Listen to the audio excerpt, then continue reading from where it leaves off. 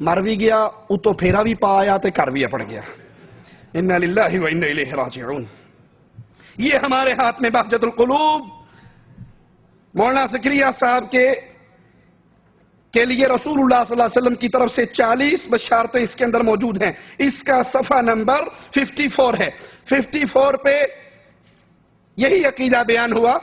23 رجب 1400 ہجری 6 جون آج بعد عشاء عزیز عبدالحفیظ نے صلاۃ والسلام کے بعد میری یعنی حضرت شیخ زکریا کی طرف سے حضور کو عرض کیا کہ حرمین کا رمضان چھوڑ کر پاکستان فیصل آباد اس لیے جا رہا ہوں کہ وہاں لوگوں کو اللہ اور اس کے رسول کا نام لینا آ جائے.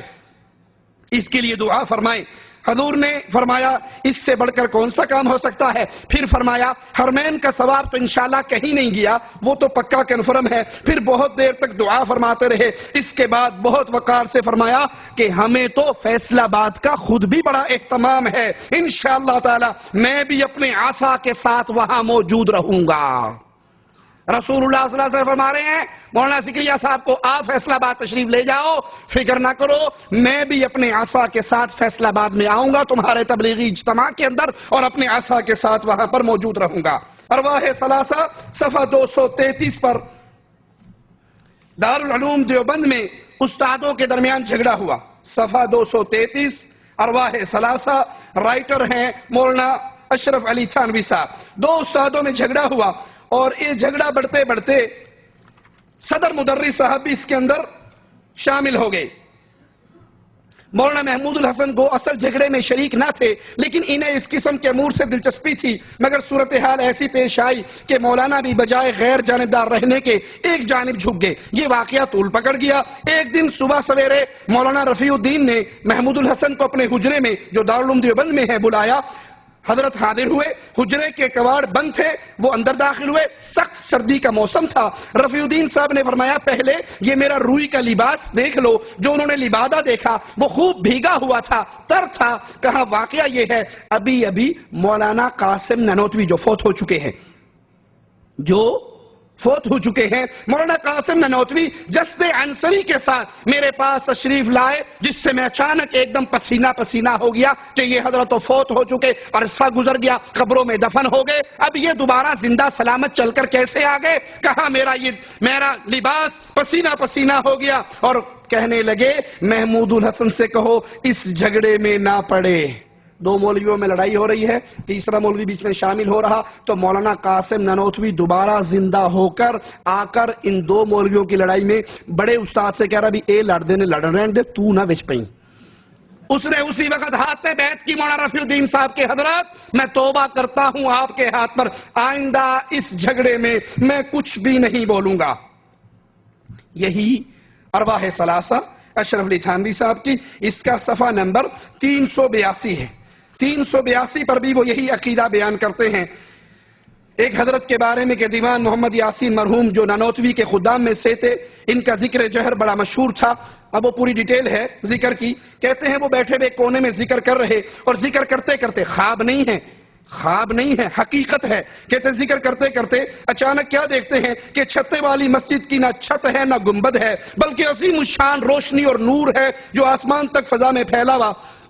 اچانک آسمان سے ایک تخت اترنا شروع ہوتا ہے. وہ تخت اترتے میرے قریب آ کے بالکل زمین پہ رک جاتا ہے, اور میں کیا دیکھتا ہوں کہ اس تخت پر رسول اللہ صلی اللہ علیہ وسلم تشریف فرما ہے. خلفائے اربع ہر 4 کونوں پر موجود ہیں. وہ تخت میرے بالکل قریب آ جاتا ہے. اللہ کے نبی صلی اللہ علیہ وسلم خلفائے اربع میں سے کسی ایک خلیفہ کو کہتے ہیں جاؤ مولانا محمد قاسم کو بلا لو. وہ تشریف لے گئے اور مولانا محمد قاسم نانوتوی کو بلا کر لے آئے. حضرت نے ارشاد فرمایا مولانا مدرسے کا حساب لائیے, چیک کروائیے. لگتا اللہ کے نبی کو کسی نے شکایت کی تھی کہ فراڈ ہونڈے ہے. مولانا لاؤ حساب کتاب چیک کراؤ. وہ فوراً حاضر ہوئے, حساب کتاب بتلانا شروع کر دیا, ایک پائی کا حساب دے دیا. اور نبی صلی اللہ علیہ وسلم کی خوشی اور مسرت کی اس وقت کوئی انتہا نہ رہی. بہت خوش ہوئے, فرمایا اچھا مولانا اب اجازت ہے, آڈٹ ہو گیا توڑا, تسی پاس ہو, کوئی فراڈ کوئی غبن کوئی دھوکہ نہیں کیا, اب ہمیں اجازت ہے. حضرت نے عرض کی جو آپ کی مرضی مبارک ہو. اس کے بعد وہ تخت جس طرح آسمان سے اترا تھا ویسے ہی آسمان پر عروج کرتا ہوا نظروں سے غائب ہو گیا. انہیں ضرورت پڑے چندے کا حساب چیک کروانے کے لیے تو اللہ کے رسول صلی اللہ علیہ وسلم تشریف لے آتے ہیں، ان کے پردادا قتل ہو جائیں تو واپس آ جاتے ہیں۔ لا حول ولا قوت الا باللہ۔ اسی طرح کا عقیدہ ایک مولانا طارق جمیل صاحب بھی بیان کرتے ہیں اپنی کیسٹ میں، CD میں۔ کہتے ہیں کچھ لوگ جہاد پہ گئے، 9 ساتھی تھے، 8 مارے گئے، 1 گرفتار ہو گیا۔ وہ جیل سے بھاگا اور 3 دن سے مسلسل دوڑ رہا تھا، بھاگ رہا تھا، اچانک اسے پیچھے گھوڑوں کی آواز آئی۔ اس نے کہا مارا گیا، میں تو جیل سے بچ کے بھاگا تھا، یہ تو پکڑنے والے آگے۔ ابھی وہ یہی سوچ رہا، پیچھے سے اس کا نام لے کر حبیب، تو اس نے مڑ کے دیکھا کہ تو میرا نام بھی جانتے ہیں۔ مڑ کے دیکھا تو وہی 8 ساتھی تھے جو فوت ہو چکے تھے، جو شہید ہو چکے تھے۔ وہ گھوڑوں پر بیٹھے آ رہے، یہ کہنے لگا تم تو مارے گئے تھے، تم تو شہید ہو گئے تھے۔ کہا ہاں مارے تو گئے تھے، لیکن تمہیں نہیں پتا کہ عمر بن عبدالعزیز رحمت اللہ علیہ فوت ہوئے ہیں۔ اللہ نے سارے شہیدوں کو زمین پہ اتار کر کہا جاؤ عمر بن عبدالعزیز کا جنازہ پڑھ کے آؤ۔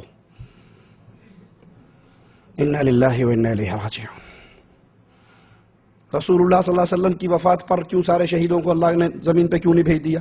فاروق اعظم کی شہادت پہ کیوں نہیں بھیجا؟ سیدنا عثمان کی شہادت پہ کیوں نہیں بھیجا؟ سیدنا علی کی شہادت پہ کیوں نہیں بھیجا؟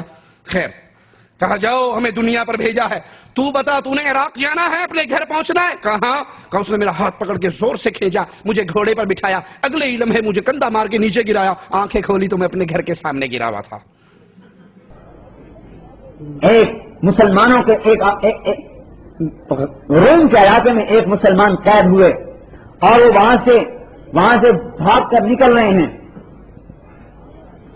تیسری رات ہے ان کو روم میں چلتے ہوئے، ان کے 8 ساتھی قتل ہو چکے تھے، یہ 9 بچ گئے تھے، یہ وہاں سے بھاگ کے آ رہے ہیں۔ پھر پیچھے سے گھوڑے کے ٹاپوں کی آواز آئی، سمجھنے لگے کہ بس میں تو پکڑا گیا۔ میرے پیچھے آئے پکڑنے والے، پیچھے جو مڑ کے دیکھا، ایک نے آواز دی حبیب، ارے یہ میرا نام کیسے جانتا ہے؟ حبیب قریب آئے تو دیکھا وہ ساتھی جو قتل ہو چکے تھے گھوڑوں پہ سوار۔ ارے اولیس قد قتلتم، ارے تم تو سارے قتل ہو گئے تھے۔ ہاں تمہیں خبر ہے کیا ہوا ہے؟ کہا عمر بن عبدالعزیز کا انتقال ہو چکا ہے اور اللہ نے تمام شہداء کو کہا اس کا جنازہ پڑھو جا کر۔ ہم سب وہاں آ رہے ہیں، تم نے گھر جانا ہے؟ یہ روم میں گھر جانا ہے؟ کہنے کہ ہاں۔ ناولنی ہاتھ پکڑاؤ، میرا ہاتھ پکڑا، اردفنی، اور مجھے پیچھے گھوڑے پر بٹھایا، اور اس کا گھوڑا چند قدم چلا ہوگا کہ اس نے خفتن اس نے مجھے زور سے ٹہنی ماری اور میں جو الٹ کے گرا تو گھر کے دروازے کے سامنے پڑا۔ عراق، روم سے عراق۔ یہی عقیدہ اسی طرح کا طارق جمیل صاحب کے عقیدے کے مطابق کیا ہے کہ مرنے کے بعد پھر شہداء اولیاء اللہ زمین پہ جب چاہیں آ جاتے ہیں، چلے جاتے ہیں، یا اللہ بھیج دیتا ہے کہ جاؤ جنازہ پڑھ کر آؤ۔ یہ من گھڑت جھوٹی روایتیں۔ اسی طرح کا عقیدہ پروفیسر ڈاکٹر طاہر القادری صاحب بھی بیان کرتے ہیں، ذرا وہ بھی سنیے۔ وہ فرماتے ہیں کربلا میں جب شہادت حسین ہو گئی، رات پڑ گئی کربلا میں، اور سیدہ سکینہ کہنے لگی پھوپھی زینب آج رات ہمارے خیمے کا پہرا کون دے گا؟ تو پھوپھی نے کہا کہ پریشان نہ ہو، میں اس خیمے کے باہر پہرے دار بنوں گی۔ وہ پہرا دے رہی، اچانک ایک آدمی کو دیکھا وہ خیمے کی طرف آ رہا۔ سیدہ زینب نے کہا آنے والے اللہ تجھ پہ رحم کرے، یہ تو سیدہ فاطمہ کی بیٹیوں کا خیمہ ہے، تو کون ہے، کیوں آ رہا ہے؟ ہمارے خیمے میں تو کوئی مرد بھی نہیں ہے، تو آنے والا کون ہے؟ کہا اس نے قریب آ کے نقاب اٹھایا، کہا بیٹی پریشان کیوں ہوتی ہوں، میں تیرا باپ علی المرتضی آیا ہوں، آج کی رات خیمے پر پہرا میں دوں گا۔